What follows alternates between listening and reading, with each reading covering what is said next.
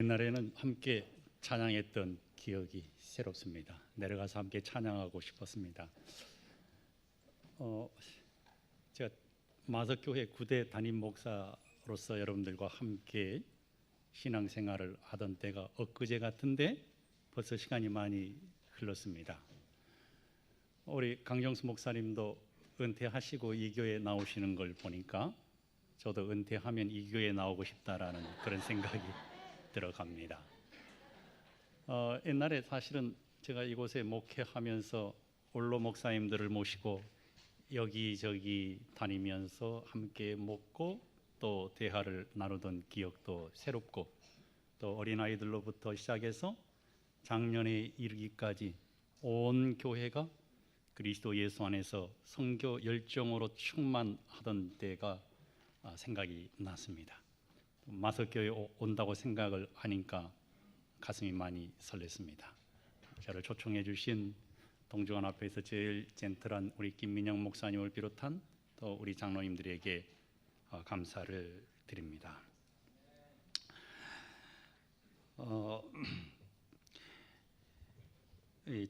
장석주라고 하는 시인이 이 대추 하나이라고 하는 시를 썼습니다. 대추가 저절로 붉어질 리는 없다.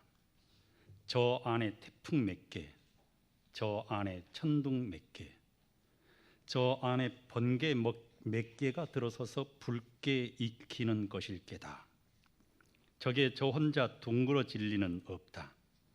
저 안에 무설이 내린 몇 밤, 저 안에 땡볕 한 달, 저 안에 초승달 몇 날이 들어서서 둥글게 만드는 것일 게다. 대추나무야 너는 세상과 통하였구나. 제가 오늘 말씀을 준비하면서 이 시가 우리 모든 성도님들에게 귀감이 되겠다는 생각을 하게 된 것입니다. 오늘 여러분들과 함께 말씀을 나누기를 원하는 제목은 피투성이라도 살라입니다. 에스겔 16장 5절에 있는 말씀을 보면, 너를 돌아보아 이 중에 한 가지라도 내게 행하여 너를 긍휼히 여긴 자가 없었으므로 내가 나던 날에 내 몸이 꺼림바되어 내가 들에 버리웠었느니라. 내가 내 곁으로 지나갈 때에 내가 피투성이가 되어 발짓하는 것을 보고 내게 이르기를 너는 피투성이라도 살라. 다시 이르기를 너는 피투성이라도 살라 하고. 오늘 본문에 나타나 있는 말씀을 기록한 에스겔 선지자는 에스겔 1장 1절에 제30년 4월 5일에 내가 그발 강가 사로잡힌 자 중에 있더니 하늘이 열리며 하나님의 이상을 내게 보이시니라고 말합니다. 우리가 알고 있는 것처럼 에스겔은 비운의 시대를 살아간 선지자입니다. 아수르가 망하고 애굽이 쇠퇴의 길로 걸어갈 때 신흥 강국인 바벨론이 등장합니다.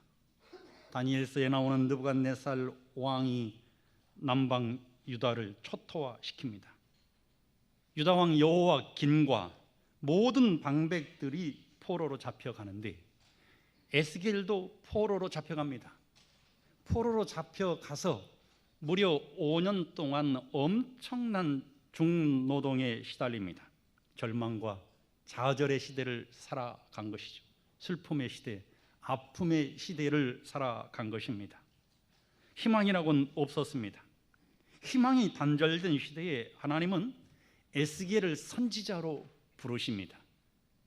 절망과 좌절 가운데 살아가는 에스겔뿐만 아니라 바벨론의 포로화 되어서 수도 없이 고향을 향하여 가슴 한켠에 돌아가고 싶은 이스라엘 백성들을 향하여 하나님께서는 희망의 메시지를 보내시는데 그 희망의 메시지가 살아있으라라고 하는 말씀인 것입니다. 피투성이라도 살아있으라.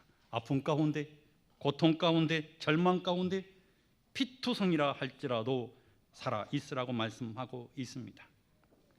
당시 피투성이가 되어버린 이스라엘의 형편은 어떠했을까요? 성경은 이렇게 묘사하고 있습니다. 이르기를 주 여호와께서 예루살렘에 대하여 말씀하시되 내 근본과 난 땅은 가나안이요 내 아비는 아모리 사람이요 내 어미는 헷 사람이라 표현하고 있습니다. 여러분, 내가 난 땅은 가나안이고 내 아비는 아모리 사람이고 내 어미는 헷 사람이라 공통적으로 다 이방을 의미하는 것입니다. 이 말씀의 의미는 무엇일까요? 하나님을 바라보고 하나님을 향하여 열망을 품고 살아가야 할 이스라엘 백성들이 도덕적으로 타락하고 영적으로 타락해서 이방 사람들이 섬기는 우상에 깊이 빠져 있는 모습을 우리에게 말해주고 있는 것입니다. 이런 이스라엘의 형편을 성경은 계속해서 이렇게 말합니다. 너의 난 것을 말하건대 내가 날 때에 내 배꼽줄을 자르지 아니하였고 너를 물로 씻어 정결케 하지 아니하였고 내게 소금을 뿌리지 아니하였고 너를 강보로 싸지도 아니하였나니 너를 돌아보아 이 중에 한 가지라도 내게 행하여 너를 긍휼히 여긴 자가 없었으므로 내가 나던 날에 내 몸이 꺼린 바 되어 내가 들에 버리웠느니라 라고 표현하고 있는 것입니다. 여러분, 이스라엘의 형편을 성경은 절망 가운데 탯줄도 자르지 않고 버려진 아이로 표현하고 있습니다. 하나님의 성민이었던 이스라엘 백성들이 들에 버리워진 존재로 전락하고 만 것입니다.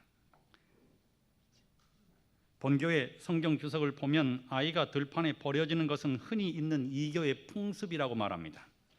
여러분, 아이가 태어나면 먼저 제일 하는 것이 무엇인가 하면 탯줄을 끊어주는 것입니다. 그리고 물로 정결케 해야 합니다. 그리고 이스라엘 나라는 건조한 땅이었기 때문에 아이의 피부를 더 단단하게 하기 위해서 소금으로 문질러야 했습니다. 그리고 아기를 강보로 쌓아 주어야만 했습니다. 오늘 그런데 성경 본문은 이스라엘 백성들이 들에 버리워진 갓난 생명처럼 표현되어졌기 때문에 모든 것이 생략되어 있는 것입니다. 돌봄이 없는 것입니다. 불쌍한 존재로 전락하고 있는 것입니다. 태양이 이글거린 들판에 아이가 버려졌으니 성도 여러분, 이 아이가 도대체 몇 분이나 살아남을 수 있겠습니까? 하나님을 떠나버린 이스라엘 백성들의 형편을 성경은 이렇게 묘사하고 있는 것입니다. 자신의 힘으로는 아무것도 할 수 없는 무기력하고 무능력한 존재로 전락한 것입니다. 자신의 힘으로는 일어날 수 없는 핏덩이가 된 것입니다. 들판에 버려진 아이의 피 냄새를 맡고 언제 맹수가 달려들지도 모르는 두려움 가운데 이스라엘 백성들이 있었다고 하는 것입니다. 걸을 수도 없는 핏덩이였습니다. 성도 여러분, 이스라엘은 죽어가고 있었습니다. 절망 가운데 있었습니다. 아픔 가운데 있었다는 말씀인 것입니다. 우리의 형편은 어떠합니까? 여러분은 지금 어떤 형편 가운데 있습니까? 제가 목회를 하면서 가장 가슴 아픈 것은 성도님들이 상담을 요청하고 목사님 저 아파요. 참 경제적으로 아픕니다. 자식 문제로 아픕니다. 부부 문제로 아픕니다. 성도 간의 갈등으로 아픕니다. 아프다고 할 때 가슴속에서 눈물이 많이 흘러내립니다. 제가 구리에서 목회할 때 한 집사님 부부가 산 밑에 단칸 세 방에 살고 있었습니다. 아이 하나를 입양해서 살고 있었습니다. 그런데 하는 일들마다 다 실패하는 것입니다. 가난했지만 하나님을 사랑하고 교회를 사랑하고 신앙 안에서 열심으로 살아가던 어느 날 구리시에 엄청난 폭우가 내리기 시작했습니다. 그 집사님 가정이 불현듯 밤중에 생각이 났습니다. 그래서 한밤중에 우리 집사람과 함께 그 가정을 방문했더니 말입니다. 아니나 다를까 산에서 흘러내린 토사와 또 쏟아져 내리는 물로 인해서 방 안까지 다 물로 덮여 있었고 부엌은 다 흙으로 덮여 있는 모습을 발견하게 되었습니다. 살림살이 한 게 건지지 못한 것입니다. 물을 퍼내고 방 안까지 들어찬 흙을 퍼내면서 절망에 가득 찬 집사님의 얼굴이 보였습니다. 두 팔을 걷어붙이고 물을 퍼내면서 집사님 참 힘드시죠? 아프시죠? 가슴 아픈 거 다 압니다. 우리 힘냅시다. 이 얘기를 했더니 이 집사님 눈가에 눈물이 고였습니다. 목사님 괜찮습니다. 이것도 하나님의 은혜인데요. 집이 다 물에 잠겼는데, 흙이 다 들어찼는데 이것도 하나님의 은혜입니다. 아무것도 건질 것 없는 현장에서 하나님 앞에 신앙을 고백하는 집사님의 마음이 얼마나 가슴이 아프던지요. 피투성이라도 살라. 성도 여러분, 하나님은 이런 절망 가운데 찾아오시는 분입니다. 하나님은 정말 멋지신 분인데요, 성경은 이렇게 표현하고 있습니다. 에스겔 16장 6절에 내가 내 곁으로 지나갈 때에 내가 피투성이가 되어 발짓하는 것을 보고, 내가 내 곁으로 지나갈 때에 피투성이가 되어서 발짓하는 것을 보았다고 얘기하고 있는 것입니다. 여러분, 여기에 피투성이라고 하는 히브리 성경은 부담마이크라고 기록되어 있는데 피로 둘러싸여 피덩이인 너라는 뜻입니다. 도움이 없다면, 누가 살려주지 않는다면 지금 숨을 쉬고 지금 발버둥 치는 것이 아무런 가치도 없을 뿐만 아니라 안타깝고 처절한 형편 가운데 있다고 말씀하고 있는 것입니다. 키에르케고르라고 하는 사람은 절망은 죽음에 이르는 병이다라고 말했습니다. 절망 가운데 하나님께서 찾아오셔요. 죽음으로 몰아가는 현실에서 하나님이 등장하시는 것입니다. 내가 내 곁으로 지나갔다라고 말씀하십니다. 지나가시면서 하나님께서 피투성이가 되어서 절망 가운데 있는 너를 보았다라고 말씀하고 있는 것입니다. 성도 여러분, 하나님은 죽어가는 갓난 아이가 발짓하는 모습을 보시는 분입니다. 우리의 절망 가운데, 우리의 아픔 가운데, 우리의 슬픔 가운데로 찾아오시는 분이 하나님이신 것입니다. 다니엘 3장에 우리가 잘 알고 있는 말씀처럼 다니엘의 세 친구를 하나님께서 찾아오게 되었을 때, 사자굴에 갇힌 다니엘에게 하나님이 찾아오게 되었을 때 하나님은 절망을 희망으로 바꾸어 주셨습니다. 성도 여러분, 마가복음 5장에 12해를 혈루증으로 앓던 여인에게 예수님이 오셨을 때 예수님은 혈류의 근원을 치료하십니다. 해당장의 딸이 죽었다는 소식에 예수님이 찾아오셨을 때 달리 다굼이라고 말씀하셨습니다. 죽음이 희망이 된 것입니다. 나인성 가부의 아들이 죽었을 때 예수님이 그 관에 손을 대시고 청년을 부활시킵니다. 죽은 지 나흘이나 되어버린 나사로의 무덤으로 예수님이 오셨을 때 나사로는 무덤을 열고 부활의 몸짓으로 나옵니다. 세리장 삭개오를 보신 예수님께서 삭개오야 내려오너라 라고 말씀하십니다. 폭우로 모든 살림 세간을 잃어버리고 목사님 이것도 하나님의 은혜라고 피투성이가 되어서 고백했던 닭한 새빵의 집사님을 하나님께서 발짓하는 모습을 보시고 찾아오셨습니다.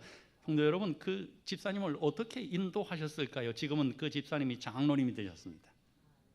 서울영어학원 교회 장로님이 되셔서 열심으로 신앙생활을 해나가고 있습니다. 그 딸도 정말 아름답게 잘 성장을 했습니다. 절망이 희망이 되어 교회의 큰 기둥으로 성장하는 것입니다. 성경은 피투성이라도 살라, 다시 이르기를 너는 피투성이라도 살라 하고 라고 말씀하고 있습니다. 제가 한 TV 프로그램을 보다가 아주 감동적인 장면을 보았습니다. 성은 김이요, 이름은 DJ라고 하는 노래를 불렀던 이 문혁이라고 하는 사람이 이 노래를 부르기 전에 이렇게 고백하는 거예요. 어머니, 태어나게 해주신 것 감사합니다.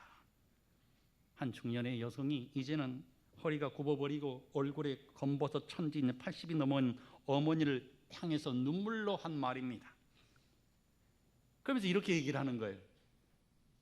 저희 아버지가 정관 수술을 하셨는데 그 정관 수술했던 것이 그만 풀려서 제가 생겨나게 되었습니다. 어느 날 입덧을 하는 어머니의 손을 잡고 아버지는 저를 낙태시키기 위해서 산부인과에 가셨습니다. 계속 눈물만 흘리면서 낙태 수술을 기다리던 어머니는 도저히 생명을 버릴 수 없다고 아버지의 손을 뿌리치고 도망쳤습니다. 아버지는 뒤쫓아 오시고, 나는 도저히 생명을 버릴 수 없다, 차라리 나를 죽여라. 어머니의 절규에 저는 태어나게 되었습니다. 세상에 없을 아이를 태어나게 해주신 어머니 감사합니다. 그리고 어머니 사랑해요. 그리고 노래를 부르는데 참 눈물이 났습니다. 피투성이라도 살라, 만신창이가 되어 있다 할지라도 살라. 세상 사람들은 내가 더 이상 필요 없을지 모르지만 나는 내가 영원히 필요하다. 난 너 없이 절대로 살 수 없다. 하나님은 타는 듯한 목마름에, 배고픔에, 탯줄도 자르지 않는 채 죽어가는 핏덩이의 몸부림을 보시고 나는 너 없이는 못 산다고 말씀하십니다. 성도 여러분, 쉬운 성경은 이렇게 표현합니다. 내가 피투성이가 된 채로 버둥거리고 있는 것을 보고 너는 살아야 돼, 반드시 살아나야 해 라고 소리 질렀다 라고 번역을 했습니다. 이 피투성이라고 하는 이 말씀의 의미가 무엇이겠습니까? 성도 여러분, 히브리 말로 살라라고 하는 이 말씀의 언어는 하야입니다. 하야, 명령형 여성 단수입니다. 살아있으라, 생명을 유지시키라, 소성하라 그랬어요. 하나님께서 아담을 흙으로 빚으시고 그 코에 생기를 불어넣었다라고 성경은 말씀하고 있는데, 그 생기가 바로 하야인 것입니다. 성도 여러분, 우리가 아무리 절망 가운데, 아무리 암흑 가운데 우리가 생명 없는 존재가 있다 할지라도 하나님의 생기가 우리 가운데 들어오게 되면 하나님께서 절망 가운데 있는 우리에게 살라라고 말씀하시면, 성도 여러분, 그 절망이 희망이 된다는 사실을 믿게 되시기를 간절히 소망합니다. 살리는 것은 하나님의 일이요, 죽이는 것은 사단의 일입니다. 세상에서 피투성이라도 살아야 하고, 살아야 결국은 하나님을 보게 되고 하나님을 만나게 되는 것입니다. 제가 원주 삼육 교목으로 있을 때 한 번은 고등학교 3학년 아이가 제 방을 찾아와서, 목사님, 제 동생을 위해서 좀 기도해 주십시오. 그럼 네 동생 지금 어디에 있는데? 너 중학교 3학년, 지금 원주 삼육 중학교 3학년에 다니고 있지 않느냐 이렇게 얘기를 했더니, 목사님 지금 유치장에 있어요 그렇게 얘기를 해요. 그 아이가 꼽추였는데요, 아이가 태어나니까 이제 꼽추가 되어서 이제 태어나니까 아버지가 너무나 막 화가 나게 된 거예요. 그래가지고 엄마에게 네가 아이를 이렇게 놓아놨으니 내가 너를 용서하지 않겠다고 술을 먹고 매일 엄마를 때리니까 핏덩이 아이를 놔두고 엄마가 도망가 버렸어요. 이제 엄마가 도망가니까 여러분, 그 화풀이가 어디에게 가겠습니까? 누구에게 가겠습니까? 이 아이에게 가는 것입니다. 술만 먹고 들어오면 아주 쌍스러운 욕으로 너 때문에 엄마가 나갔다고 하면서 아이를 괴롭혔어요. 도저히 견딜 수가 없었어요. 그래서 중학교 3학년까지 왔는데 그만 견딜 수 없어가지고 집을 이 아이가 자기 동생과 그리고 동생 친구 몇 명과 함께 나가버렸어요. 그리고 나가니까 이제 돈이 없으니까 어떻게 했겠어요?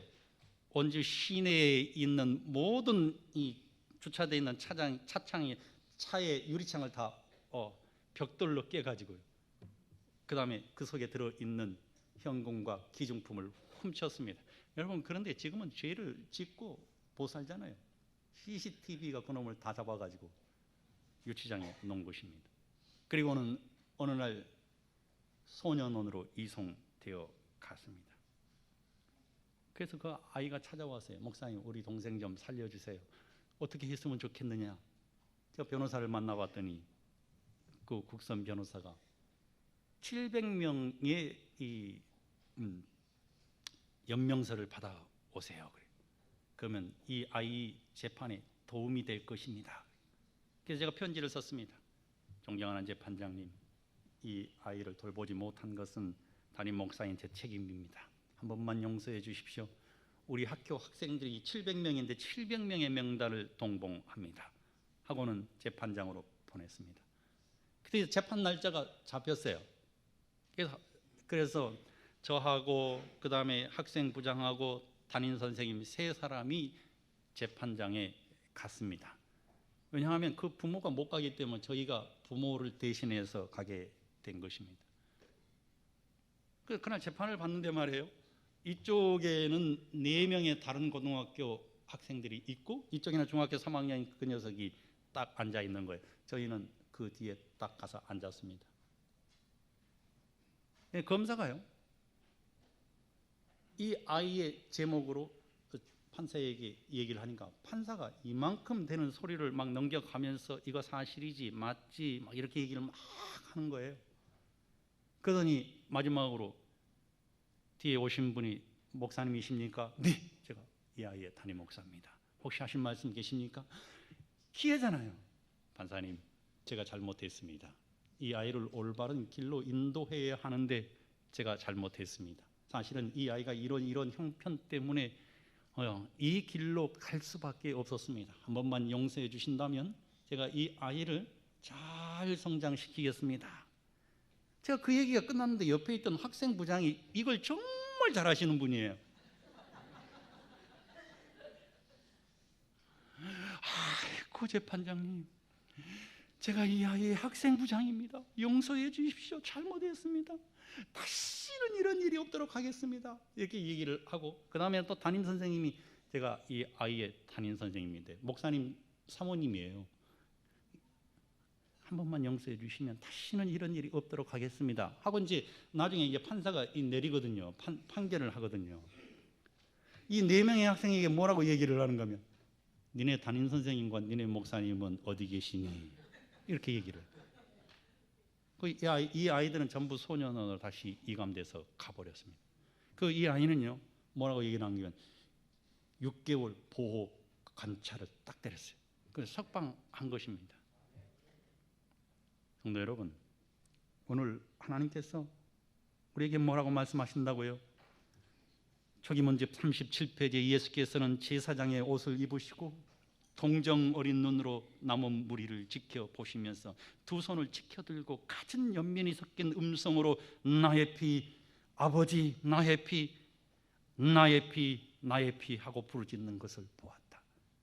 피투성이가 되어서 발짓하는 우리의 모습을 보시고 예수님께서 갖은 연민이 섞인 음성으로 우리를 동정 어린 눈으로 나의 피, 아버지 나의 피, 나의 피 하고 부르짖는 것을 보았다고 말씀하고 있는 것입니다.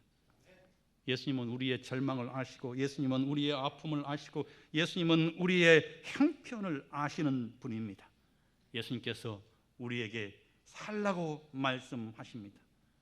사랑하는 성도 여러분, 이사야 41장 14절은 우리 다 같이 한번 봉독해 볼까요? 시작. 지렁이 같은 너 야곱아, 너희 이스라엘 사람들아, 두려워 말라. 나 여호와가 말하노니 내가 너를 도울 것이라. 내 구속자는 이스라엘의 거룩한 자니라. 하나님께서 우리를 도우시겠다고 말씀하셨는데 하나님께서 어떻게 우리를 도우실까요? 에스겔 16장 8절은 내가 내 곁으로 지나며 보니 내 때가 사랑스러운 때라. 여러분, 우리가 사랑스럽겠습니까? 우상을 숭배하고 하나님을 떠나버린 이스라엘 백성들이 사랑스럽겠습니까? 그런데 하나님께서 피투성이가 되어서 발짓하는 우리의 모습을 지나가시면서 보면서 뭐라고 말씀하셨어요? 내 때가 사랑스럽다. 그리고는 내 옷으로 너를 덮어 벌거벗은 것을 가리우고 내게 맹세하고 언약하여 너로 내게 속하게 하였었느니라. 나 주 여호와의 말이니라. 내가 물로 너를 씻겨서 내 피를 없이 하며 내게 기름을 바르고 라고 말씀하고 있습니다.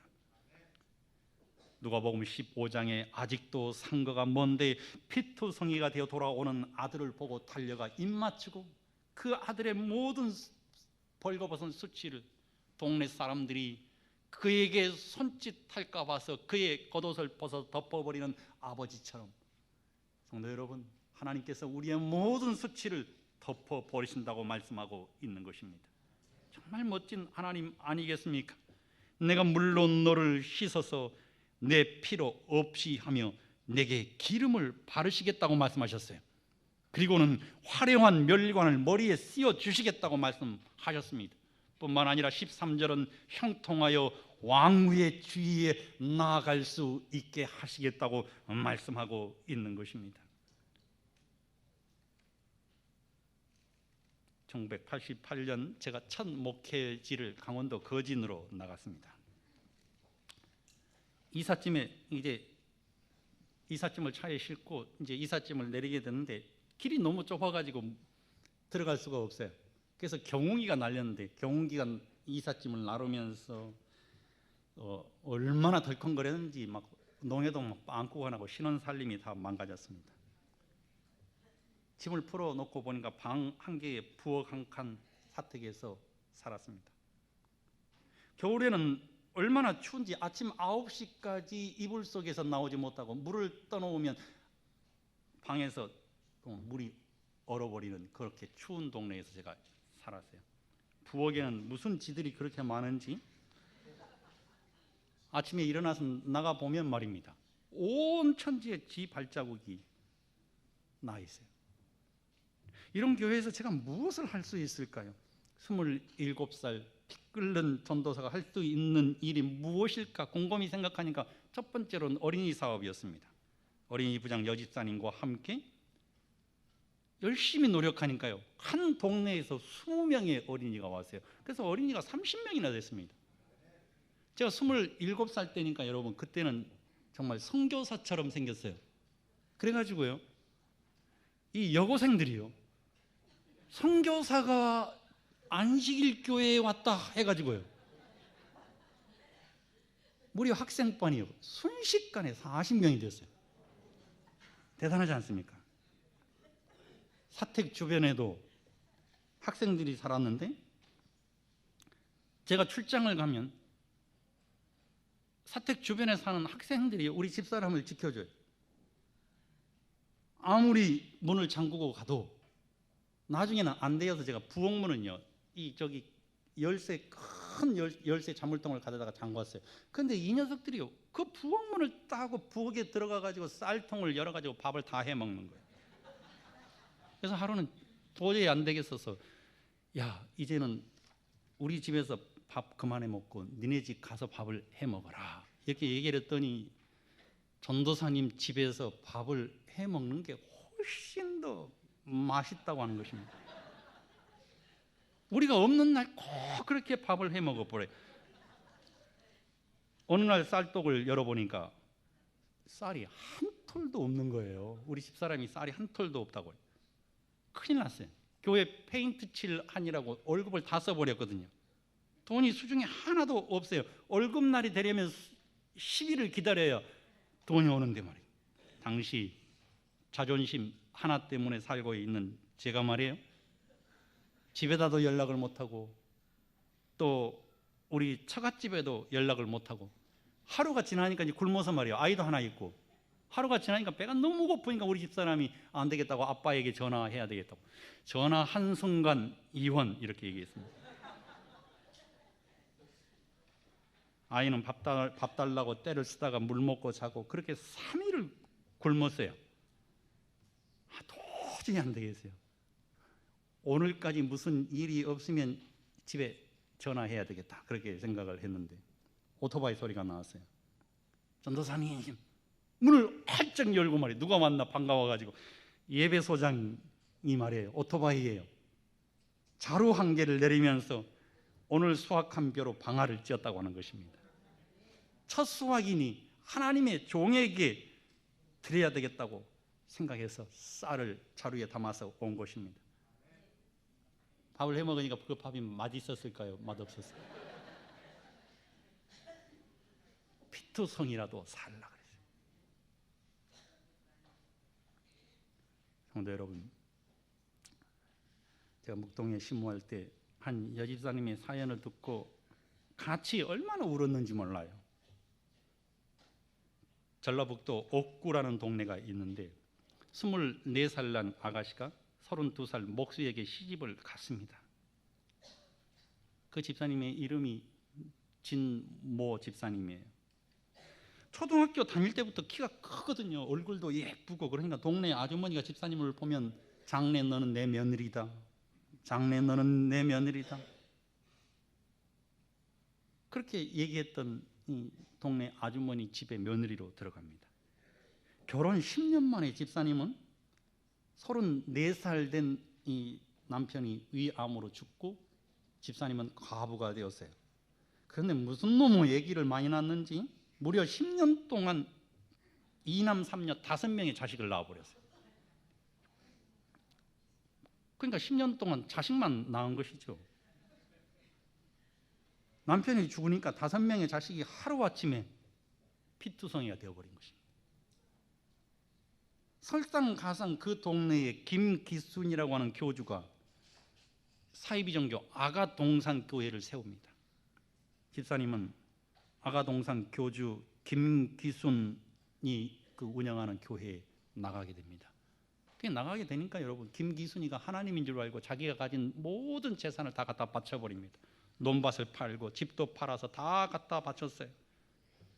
젊어서 가부가 되었으니까 동네 이 남자들이 얼마나 집사님에게 추근되었는지 집사님이 견딜 수가 없어서 아가동산 본부로 갑니다. 이천으로. 그러니까 그 아가동산 본부로 가니까 그 아가동산 본부에서요, 떡 장사를 하라고 떡을 팔라고 떡을 주는 것입니다. 그 집사님이 이 떡을 팔아다가 그 또 아가동산 본부에다 다 바칩니다. 근데 그 일이 너무 힘들어요. 왜냐하면 그 떡을 이고 부동산에 들어가면요, 손 한번 잡아주면 그 떡 다 사줄게 하는 남자들이 너무 많은 것입니다. 집사님 너무 아름다우니까요. 그래서 그 일도 그만두고 아가동산에서도 나왔어요. 우여곡절 끝에 중화동으로 이사를 해서 만두 공장에 다녔는데 그 만두 공장에 제치를 하실 예수예림교회 집사님이 계시는 것입니다. 그 집사님이 보니까 이 진모 집사님이 너무 불쌍하니까 말이에요, 그 젊은 여집사가 무려 5명의 아이를 키우고 있는 모습을 보니까 어떤 경우에는 쌀도 갖다 주고 어떤 경우에는 반찬도 만들어주고 어떤 경우에는 함께 밥을 먹으면서 그의 가슴을 쓸어주기도 하고, 그러면서 어느 날 우리 교회에 당신하고 똑같은 처지인 전도사님 한 분이 계시는데 한번 만나보겠느냐. 똑같은 처지의 전도사님이 있다니까 만나겠다고 하는 것입니다. 그 전도사님이 신매자 전도사예요. 만났어요. 그러니까 이 전도사님이 처음으로 하는 말이 나는 당신보다 더해, 이렇게 얘기하는 것입니다. 나는 자네보다 훨씬 더 어린 나이에 과부가 되었어. 그 동질감을 느꼈어요. 그리고 침례 공부를 하고 드디어 침례를 받고 제치를 하실 예수 재림교인이 되었습니다. 피투성이가 되어서 살아가는 집사님에게 하나님께서 보시고 하나님께서는 놀랍게도 그를 회복시키셔가지고요, 그 5명의 자식들이 다 교회의 집사님이고 장로님이 되었어요. 성도 여러분, 하나님께서 오늘 에스겔 16장 60절에 이렇게 말씀하십니다. 그러나 내가 너의 어렸을 때에 너와 세운 언약을 기억하고 너와 영원한 언약을 세우리라. 내가 내게 내 언약을 세워서 너로 나를 여호와인 줄 알게 하리라. 그런즉 이 일에 대하여 우리가 무슨 말하리요? 만일 하나님이 우리를 위하시면 누가 우리를 대적하리요? 자기의 아들을 아끼지 아니하시고 우리 모든 사람을 위하여 내어주시니가 어찌 그 아들과 함께 모든 것을 우리에게 은사로 주지 않겠느냐? 성도 여러분, 아프십니까? 하나님이 보고 계시고 하나님께서 살라 하십니다. 그리스도 예수로 인하여 승리하여 주님께서 이 땅에 다시 오시는 그날 아침 영원한 하늘 본향에 우리 모든 성도들이 있게 되시기를 주의 이름으로 간절히 축원드립니다.